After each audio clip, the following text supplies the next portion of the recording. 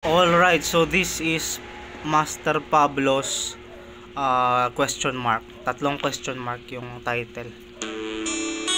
Thank you pala sa nag-comment dito, Master. Maraming salamat sa'yo. Ano ba meron sa tatlong question mark? Nagtataka tuloy ako. Napapatanong ako. Alas 8 ng gabi. Alright, what's this?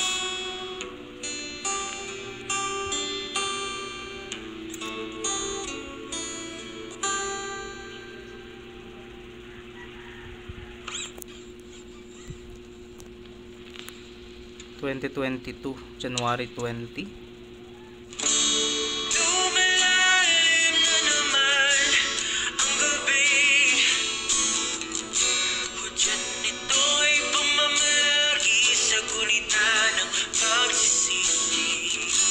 Okay. Pamamalagi sa gunita ng pagsisisi. Tingnan natin yung captions para mas makuha natin. What? Bakit English? Filipino na nga yan nilagay ko eh. Putik. Ano yan? English.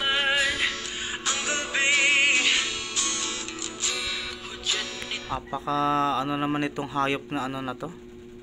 English doon natin. Baka maging Filipino.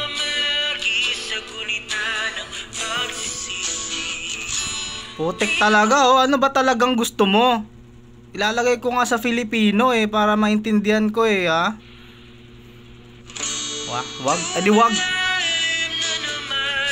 Visit ka. I-off yung hayop na yan. Visit to eh. Hindi ako naka-earphone kaya kailangan ko sanang lagyan ng caption pero wag na lang. Inisira mo araw ko. Master Pablo. Triple question mark.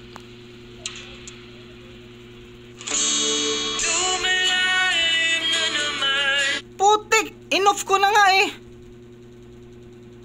Okay, let's go. Sorry guys.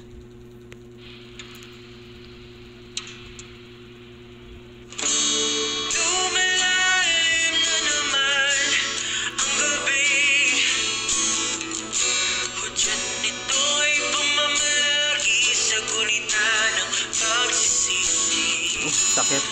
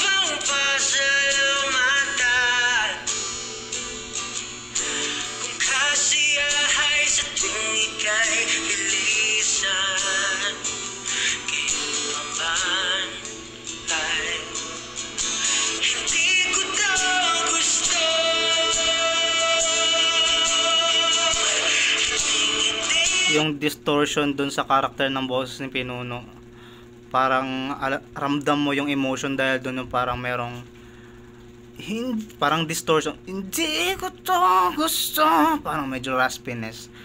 Pumapasok yung emotion niya dun. Napakaangas ng vocal calisthenics niya dun. Vocal character.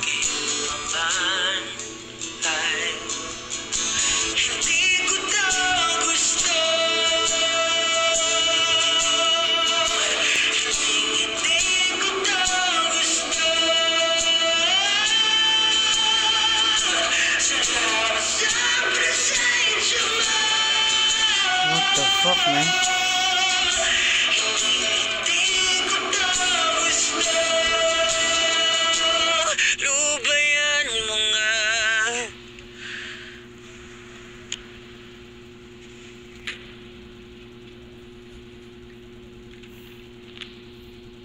Ano ba to? Ba't ang lungkot ng kantang to, pre?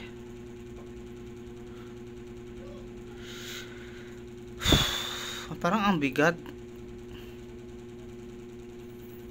Tapos, kaya pala 3 question mark yung title kasi sobrang bukod sa sobrang bigat, parang mapapatanong ka kung ano ba talaga yung kanyang meaning.